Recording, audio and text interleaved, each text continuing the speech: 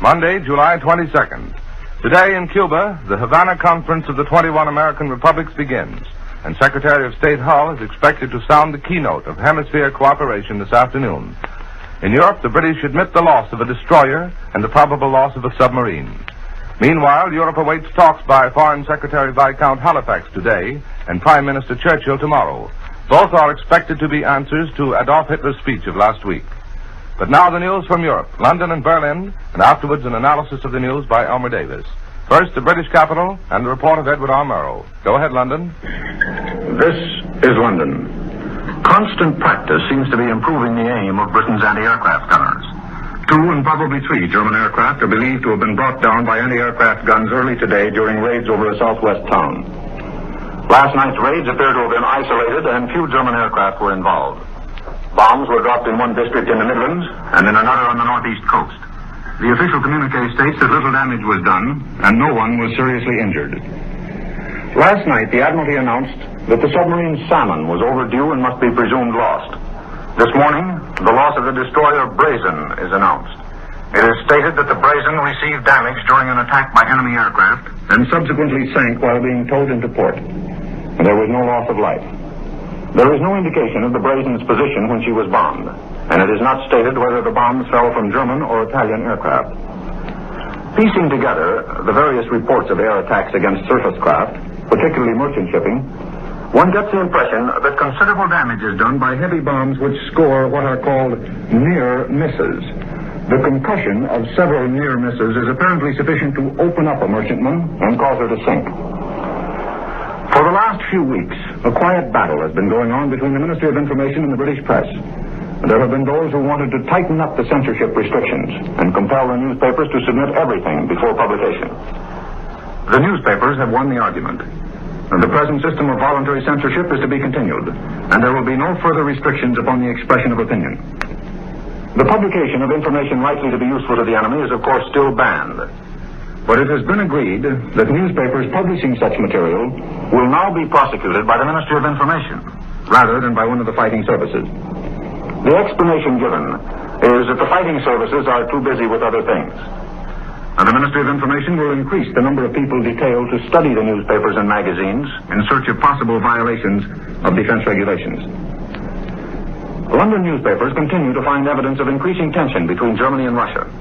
There are reports that Charnow and Ribbentrop, during their talks 10 days ago, agreed to make a joint démarche to Moscow, demanding that Soviet policy should be immediately clarified. The Balkans correspondent of the London Times states that on July 6th, the railway station at Minsk, where the Russian oil is transferred from the broad-gauge Soviet tankers to the narrower German ones, was partly destroyed. The correspondent states that 16 Soviet tankers crashed into a German train. A fire was started. Part of the station burned, the damage being so great that the Minsk freight yards are now useless. It is pointed out here that Dr. Goebbels has not yet made any serious attempt to explain how Russia's encroachment on Germany's self-proclaimed sphere of influence can be explained away as a victory for the Berlin-Moscow alliance. Most of today's London papers report that Stalin has sent King Carol a note stressing the desirability of a, quote, popular government, unquote, in Romania. The hard-pressed Romanian king is said to be seeking advice again from Hitler and Mussolini. The Bulgars, impatient for the return of Dobroja, are reported to be thinking that their demands may be obtained more quickly by leaving the Nazi orbit and siding with the Soviet. But despite all these reports of increasing tension between Germany and Russia, informed opinion in London does not anticipate any immediate clash between Germany and the Soviet Union. Haile Selassie, Emperor of Abyssinia, is now in Khartoum, and it is expected that strong efforts will be made by Britain to encourage revolutionary activity in Abyssinia. Lord Halifax is to broadcast tonight, when he is expected to give Britain's official reply to Herr Hitler's Reichstag speech. That speech by the German leader does not appear to have damaged Britain's determination or her sense of humor. A columnist in today's Daily Telegraph says, Hitler's speech has prompted the suggestion that he sleeps in a nightshirt made of the Versailles Treaty, pinned together with an umbrella and a cigar. I return you now to CBS in New York. That was Edward R. Murrow reporting from London. Here is the Press Association dispatch from Rome. An official communique asserts that a British battleship and 2 British cruisers were severely damaged during airplane warship fights between July 8th and July 13th, and that the crews of the ships suffered heavy losses. From Vichy, France, it is reported that Finance Minister Boutier and his staff leave for Paris today to re-establish the ministry in the German-occupied capital. It will be the first government bureau to return to Paris. The Post Office Department also goes to Paris. Now we return to Europe for more news. News reported this time from the German capital by William L. Shirer. Go ahead, Berlin. This is Berlin. It has been pretty much of an open secret in Berlin for some time now that the German government considered the Roosevelt administration's support of Great Britain as one of the prime reasons for the British refusal to consider peace, for the British determination to fight on to the bitter end. When London reacted with such speed and determination to Herr Hitler's Reichstag declaration last Friday evening, there were many here who thought that it was largely due to President Roosevelt's speech to the Democratic Convention the night before. I mean, that was the German view. Today, for the first time, one of the leading newspapers in Germany, the Frankfurter Zeitung, comes out in the open, and in a front-page editorial signed by the editor-in-chief, Rudolf Kircher, accuses Mr. Roosevelt of bearing a heavy responsibility should the war continue. Until recently, the German press has been very reserved about American affairs.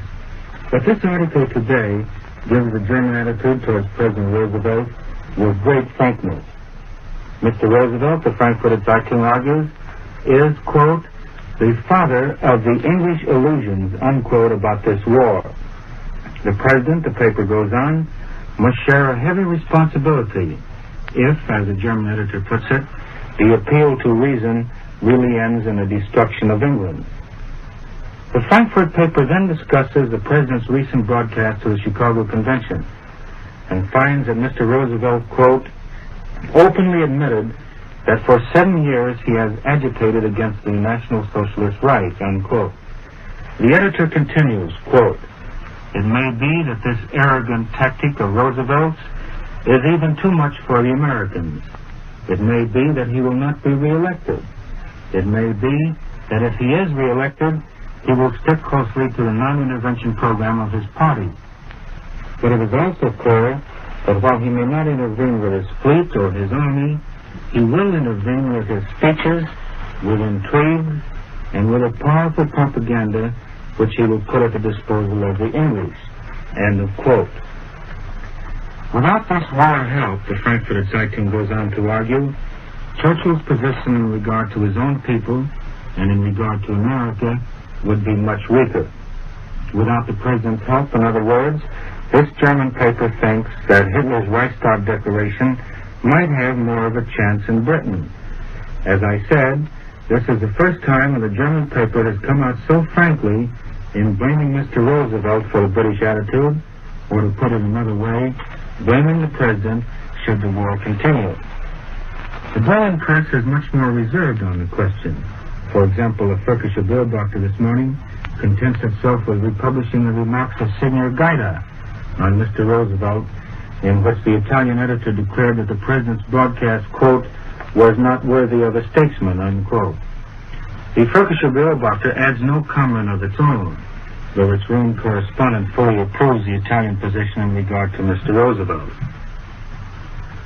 The leading front-page headline in the Swalforblatt this noon says, the whole world has understood, only England won't listen. And most of the front pages of the Berlin press this morning are devoted to that point of view, repeating also a line that was taken in yesterday's German papers, namely that Mr. Churchill is exercising a dictatorship over British public opinion, which is not being given a chance to really consider Herr Hitler's peace offer.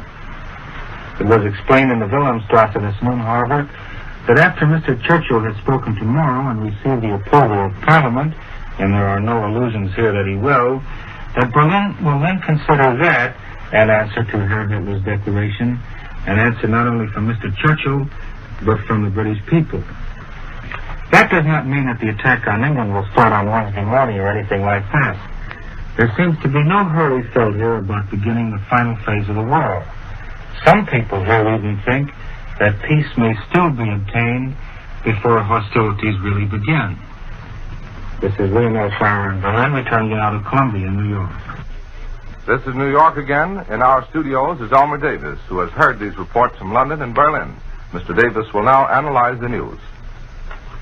You would think from these expressions of the German papers and from the statements made by authorized German spokesmen to American correspondents in Berlin that it is quite inconceivable to the Germans that there might be some people in England and elsewhere who would rather be dead than live under the sort of rule that the Germans give the conquered countries.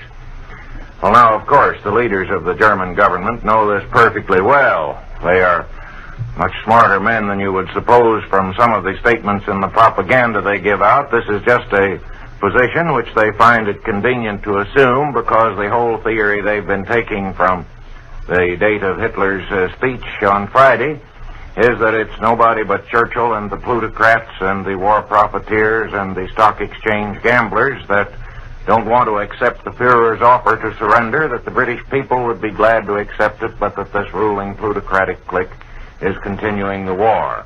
And they appear or profess to be holding back in the hopes that the British people will overthrow the Churchill government and make peace. Now, it seems unlikely that there's any such expectation in the really higher circles in Berlin. Dr. Goebbels and Hitler both are much too intelligent to expect anything like that.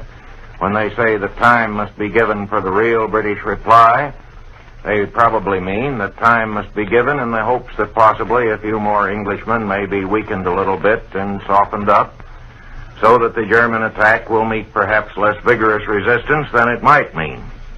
Mr. Shirer pointed out both yesterday and today that there seems to be no hurry about the preparations for attack, that they're taking their time about it.